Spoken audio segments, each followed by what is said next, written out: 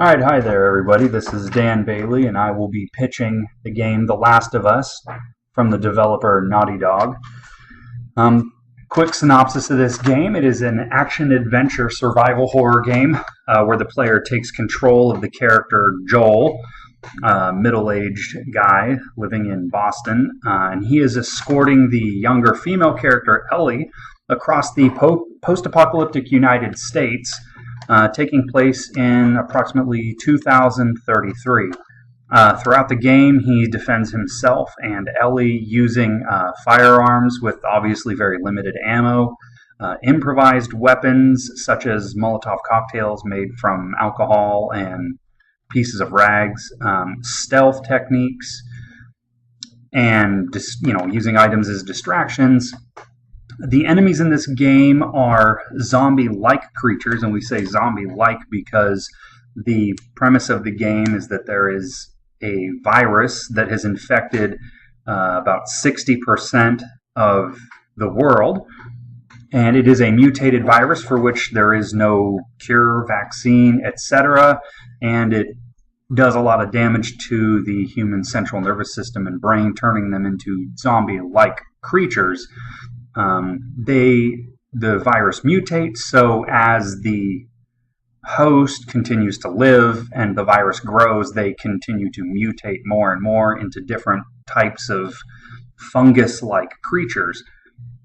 The big difference here, why we say zombie-like, is because these creatures, when they bite a human or scratch a human, unlike zombies, where zombies would turn the person into a zombie, or if you're killed by one, you come back as a zombie. These creatures are just mutated creatures with fungus on them, and if they bite you, scratch you, or kill you, you are just dead, and that's it. You don't come back. But there are spores scattered throughout the city, and if you were to inhale any of the spores or take the fungus in, then you would become mutated. So, as I said, the developer Naughty Dog is the developer that is pitching this game to us, so I will just tell you a little bit about Naughty Dog. They originally founded in 1984, was a couple of guys basically working at a mom's basement, and they were in business for about 10 years before they really started working on AAA games in 1994. Their first major release was Crash Bandicoot. You can see the little icon down there, the orange Bandicoot with the sneakers giving the thumbs up. In total, since then, between 94 and now, so roughly 20 years, they've released 4 Crash Bandicoot titles, selling over 40 million copies worldwide, 4 Jak and Daxter titles, selling almost 14 million worldwide, and 3 Uncharted titles with a 4th in production right now. The first 3 titles selling 17 million for a total worldwide sales of a little over 70 million copies, and they are projecting Uncharted 4 to sell probably about 4 million copies. So they do have a lot of experience and success in their game. And so they've taken up this project, The Last of Us. They've been working on it since roughly 2011, and they've been putting a lot of time and energy into making sure that it's a good quality game. They're using industry-leading production and voice acting. They've brought on Neil Druckmann. I actually misspelled his name there. He's one of the writers and the creative director of the game, and he has won all kinds of awards in the industry for his writing and directing. The 2 main characters, Joel and Ellie, are being voiced by Troy Baker and Ashley Johnson. Troy Baker, I just named a couple of his games, Saint Row, Call of Duty, and Diablo 3. He's done voice acting for it. His resume is insanely long for all the voice acting he's done and all the awards he's won. He's a very, very talented voice actor.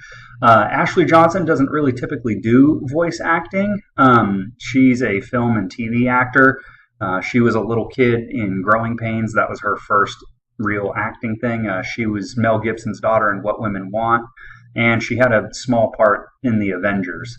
You might remember her as the girl that was checking out Captain America. She was the waitress in the store towards the end of in the restaurant towards the end of the movie. So the actors, animators, artists, directors, and writers all have industry-proven track records and have a lot of experience under their belt and are definitely strong contributors to the success of the game. So The Last of Us, will just give you a quick description of the game and some of the features. It's going to be in third-person perspective, so the camera will basically be behind Joel, looking over his shoulder. The player is playing the character Joel and is escorting Ellie to the West Coast. They start on the East Coast and they're going to the West Coast because there's a theory that there's something in her blood that they should be able to use as a vaccine because she's actually been infected with the virus but is showing no symptoms and is not mutating. So they're making their way across the United States, over 3,000 miles, mostly on foot. They do get a car from time to time, but for the most part it's on foot. And it's a post-apocalyptic United States. There's some concept art down there in the corner showing the overgrowth in the cities because it's about 30 years from now. All of the areas in the game are real cities, real locations, and the developers have really gone out of their way to make the cities and locations and all of the aesthetics in the game look pretty much identical to how they actually look. I myself am from Boston, and the first city you're in is Boston. And it's really impressive, is saying it extremely mildly, how accurate pretty much every little detail is of the city and the buildings and just the areas in the game.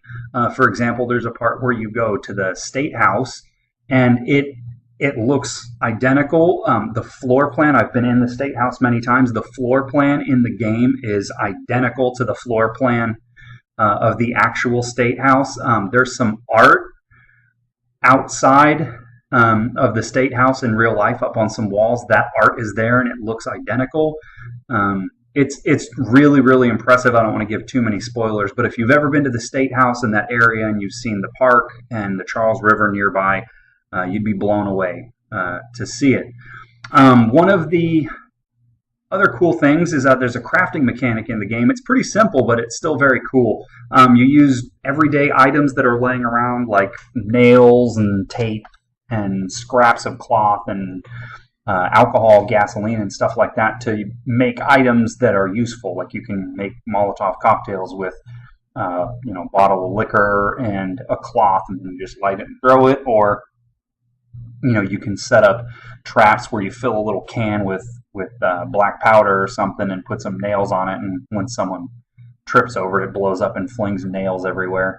So a lot of improvised things that are very accurate to a post-apocalyptic world. It's an amazing story. They spent a lot of the time just making sure the story was as immersive and truly enjoyable as possible.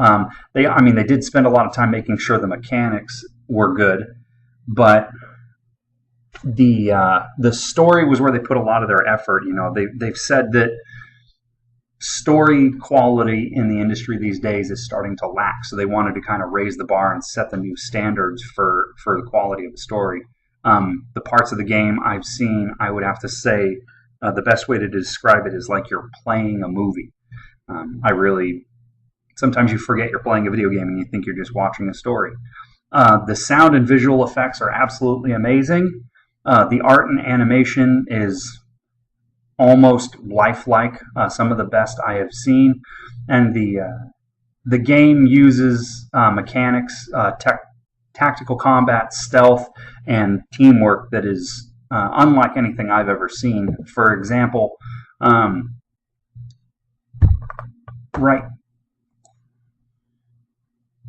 So as I said, the player controls Joel and then Ellie follows, but the AI in the game controls Ellie, and she will alert Joel to things like the creatures sneaking up on you, or if there's an item nearby, or sometimes later on in the game, as she gets more confident and learns new skills, she can even help, like if you're being flanked, she'll shoot one of the creatures that's sneaking up behind you. So it's really, really lifelike. It's very cool how the AI works. What really sets this game apart, there's a lot of games out there that if I just giving you the quick synopsis of the game, you could immediately think of a bunch of, oh, that's just like Dead Rising or Left 4 Dead or all these other zombie games out there. But what really sets this apart is how much research they did. Like I said before, with making sure the areas and the buildings and things looked just like they do in real life. The developers also went and did research into real life pandemics, for example, the Spanish flu and polio. And not only did they see what kind of effects those diseases had on the body, they also wanted to see what the effect of that was on the people who weren't infected. How scared were people? What kind of reactions did society as a whole have to these diseases that were flying around? They really started to ostracize and get really, really scared of people that possibly could be infected. One of the new things starting to make its way into video games now is I put LGBT on here. That's the acronym for the lesbian, gay, bisexual, and transgender people. A lot of games nowadays are trying to be, I don't want to say politically correct, but I mean that is true, but also incorporating a more realistic representation of society. And lesbian, gay, bisexual, and transgender folks are just as much a part of society as everybody else. So there are a couple of gay characters in the game, and there have been reviews by some of the organizations out there that represent the gay community, and they have really lauded this game for the fair representation of these characters, because there's one character that makes mention, he's a male character, and he makes mention of his partner Frank, but the game really goes and makes an effort to not make him a stereotypical gay character. He's not super flamboyant or anything. He's a regular guy, unassuming. You'd never think he was gay, except he comes right out and says it. And they really like that because it didn't play on stereotypes, which was a really good thing. So they're getting a lot of praise for that. Again, industry-leading graphics, sound, and voice acting is a lot better than a lot of the games on the market these days. They really went out of their way to make this game as aesthetically pleasing and sound realistic as possible. It's not the typical zombie game. The main enemies are both the human looters and who form gangs, and then the infected who suffered from the mutated virus. About half the game you spend dealing with these infected, and then a lot of the time you spend dealing with these humans that are essentially crazy. The first thing that comes to my mind is like Mad Max or the Road Warrior. These people on the brink of society that are just scavenging, and as soon as they see another person, they're ready to just kill them and take their stuff. So it's really entertaining. You get to flip back and forth and see all of the different aspects to post-apocalyptic culture. And it has a really unique multiplayer feature that really take the game to a whole new level. You get to experience new maps, and it's not like a typical multiplayer where you run around and kill people, and then when you die, you just respawn somewhere else. The features are you form a clan, and every scenario that you play, when you're killed, you're dead, and that's it for that scenario. And every scenario is a day, and you're trying to survive a couple of weeks, and at the end of the couple of weeks, the people that are surviving, win prizes, or win extra loot, weapons, outfits, and things like that they can put on their characters in the game. The platforms for this game, this is going to be a PlayStation exclusive game. It's initially being released for the PS3. There's going to be downloadable content, expansions, other outfits and things that the people can buy on the PlayStation Store. The expansion that is set to be released is going to be downloadable content. You won't be able to buy it in the store. You have to download it through the PlayStation 4. And they are working on the port of a remastered edition that's going to be released on the PlayStation 4 in 2014, in late 2014. So this game's only going to be available initially on PlayStation 3. downloadable content through the PlayStation Store, and then in August of 2014, or July or August of 2014, there's going to be a remastered edition which will take the downloadable content and the expansion, add it to the original game, and that'll be sold as one copy on PlayStation 4. Things that are saving money on making this game, because high budget games are becoming a trend, which leads to the high prices of the games. They're saving a lot of money in the developing of the game. One is they've partnered with Sony, and they're doing a lot of cross promotion with Sony. Now they've been able to partner with Sony because they are doing, as I said, a PlayStation exclusive.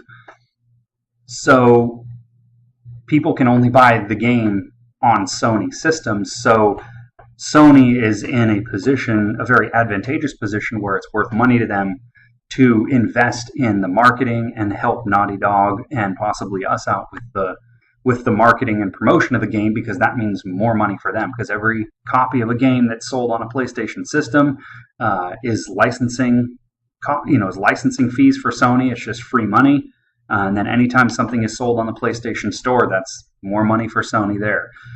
There are demos and promotions with other Sony games and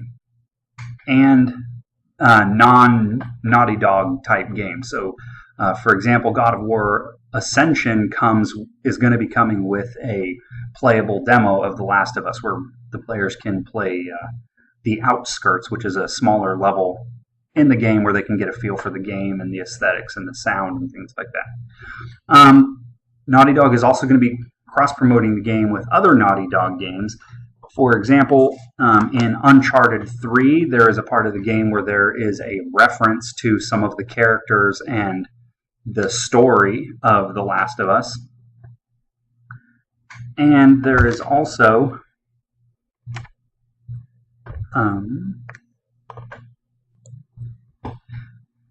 there's been TV time taken out where they've had ads that they're going to be posting, or not posting, but television commercials that will be following and in the commercial breaks of the TV show The Walking Dead. And this is a good move because they're going to be showing the commercials directly to their audience, because the people that are going to be watching The Walking Dead are obviously into zombie and post-apocalyptic themes. So they are the folk that are probably going to be most interested in a post-apocalyptic zombie-type game. The competition for the game are obviously other zombie games. I mentioned Dead Rising, Dead Rising 2. There's Dead Rising 3 coming out. So obviously games like this, zombie games, post-apocalyptic games are going to be big competitors. But also there's competitors that aren't directly in that genre or in that theme. IGN, the International Gaming Network, did a survey of 3 big titles that are going to be coming out this year and asked people, of the 3 that are like the main competitors for Game of the Year for this coming year, which do they think is the best or most likely to win? And of all the people polled, 46% said that The Last of Us was likely to be the game that would take home the Game of the Year title, and was also their favorite game. 19% voting for BioShock Infinite, the third game in the BioShock series, and Grand Theft Auto 5, which is not the 5th game. I believe it's more than the 5th. I don't know. I don't play the Grand Theft Auto games. But 33% voted for the Grand Theft Auto. I mean, we all know the Grand Theft Auto series is a very, very successful franchise. So for The Last of Us, which is the first game in a possible series of games, to have beaten that by 13% is a pretty strong indicator of the success of the game. Projected sales. We're projecting sales for first week of release to be approximately 1 million or more copies. The first 3 weeks, a total of 3 million or more copies, and then 5 million copies within the first year. These are, of course, just projections. We are hoping to do a lot better than that. This is based on the company's experience, market research, focus groups, and other things like that. The worldwide release has two exceptions. One, upon release of the game, Japan will actually be coming out a week later for localization testing, marketing, and other like cultural sensitivities, for lack of a better word. There are some changes that are going to need to be made to the game to make it appropriate for the Japanese market. And in Europe, we will be releasing the game at the same time, but they'll be getting a censored edition where exploding heads and gratuitous blood and violence are taken out. Europe has some of the countries in Europe at least have very strict rules regarding video games and their content, so it's easier to just create a toned down version of the game for the European audience so that we know we're not going to be breaking any rules. Evidence for these projected sales figures, this is, we didn't just make these numbers up. We feel like these are accurate numbers because the story is absolutely solid, and once word gets out about how great the story is, everybody's going to want to try out the game just to hear about this cool story. The exceptional graphics, art, and animation are going to be a big seller. Games that are of this high quality typically sell very well, especially if they have a good story going along with the game. A notable cast and crew, that just adds credibility to the game itself. A lot of people in the gaming industry, players specifically, are loyal to certain developers or writers or directors. Like at Take-Two, Ken Levine is a very well-known individual in the industry, and most people will pretty much buy any game he makes or listen to anything he says because of his solid reputation in the industry and his history making a good game. We also have that with the individuals I mentioned before, with the solid voice actors. The animators and the programmers are all very experienced and very talented. Naughty Dog has also done some focus testing, and where a lot of developers focus on testing the game with male participants, Naughty Dog wanted to go out and get the views of the male and female audience. Now, while male gamers, typically in the 18 to 35 range, do make up a very big majority of gamers out there, especially in this genre, females do play the game, and with the gay characters in the game and the small gay themes in the game, it's going to appeal to a much wider audience. So it's not fair to try and get feedback only from the 20-something, 30-something-year-old males who make up the majority, because we're not expecting that to necessarily be the majority. We're going to market this game to a whole new audience, females included, so we want to hear what they have to say. The game puts a new twist on the zombie popularity in the market. It's usually fair to say that if you make a halfway decent game with a zombie theme, because zombies are in right now, that you're going to have at least a halfway successful game.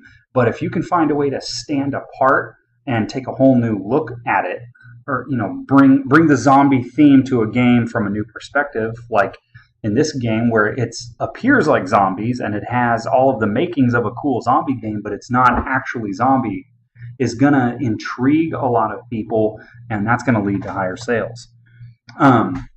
Now, for those folks out there, the more hardcore gamers that are really into educating themselves on the technology and what goes into developing the game, are going to be really impressed with the AI, the very reactive and highly intelligent AI. The enemies in the game are very good at figuring out when the character is out of ammunition, for example, and then they will run up and attack you. Or if they're hiding behind cover and they hear you run out of ammo, they know that it's safe to get out from behind cover and start shooting at you. So you really have to think strategically and tactically when you're playing this game, because the enemies are thinking just as hard as you are. And the amazing multiplayer features. Multiplayer is getting increasingly more popular to the point where a lot of games that just aren't built for multiplayer, that's their theme is not multiplayer, just the style, the mechanic, the dynamics of the game are not multiplayer, they end up having to include some kind of multiplayer feature because that's what players want. And a lot of times it's, like trying to stick a round peg in a square hole or vice versa. It just doesn't work, and then the game ends up suffering because they're trying to include a mechanic that just doesn't fit. But the multiplayer mechanics in this game are very, very impressive, and they fit the game very well. There are some risks, of course. Every project has risks. To say that there are no risks because it's so perfect is pretty much ignorant. The two main risks are high production cost versus sales. This is a very common risk in video games these days. You spend millions and millions of dollars developing a game, and then you have poor sales, and now you're millions of dollars in the hole. And the second risk is the declining hard copy sales for console games. So as we said, this is going to be a PlayStation exclusive game. So the developer is relying heavily on console sales, hard copy sales for the PlayStation. But over the past couple years, the number of sales for hard copy the hard copy sales for Xbox, PlayStation, Wii have been declining. People are focusing on digital downloads and things like that. So some of the things they're doing to mitigate this is providing more downloadable content. The expansion will be downloadable. The game itself actually can be purchased on the PlayStation Network, so that's going to cut down on a lot of costs. The game itself is $10 to $20 cheaper. We're still working on an exact price, but it'll be at least $10 cheaper than the typical PlayStation or Xbox game. And the exclusivity on the PlayStation platform, it's a double-edged sword. Like it increases the reliance on selling hard copy of the game, but because we're able to save money on licensing because we're exclusive with Sony, there's lower production costs. So we can actually lower the price of the game to compensate for that, and hopefully the lower price will entice players to purchase. Cross-promotion and merchandising of the game. As I said, there are TV spots that accompany the Walking Dead TV show. There's a reference to the game and the story in the other Naughty Dog game, Uncharted 3, and with God of War Ascension, there's going to be a playable demo. And then also, Sony is helping out Naughty Dog to advertise the downloadable content. They've already purchased the websites for possible sequels, so The Last of Us 2 and The Last of Us 3. They've already got that stuff lined up just in case. There's going to be an expansion, which is basically it's going to be a prequel. It's going to be called Left Behind, and it's going to expand on the story of the characters, mostly on Ellie, but it's going to take place and explain things from before she met up with Joel. There's also a comic book series about the storyline of the game. The soundtrack for the game is going to be available on iTunes and hard copy sales, and there are already talks. Naughty Dog and Sony are talking with an undisclosed studio for a film adaptation that will actually follow the storyline of the game. So they're basically just going to take the game and turn it into a movie.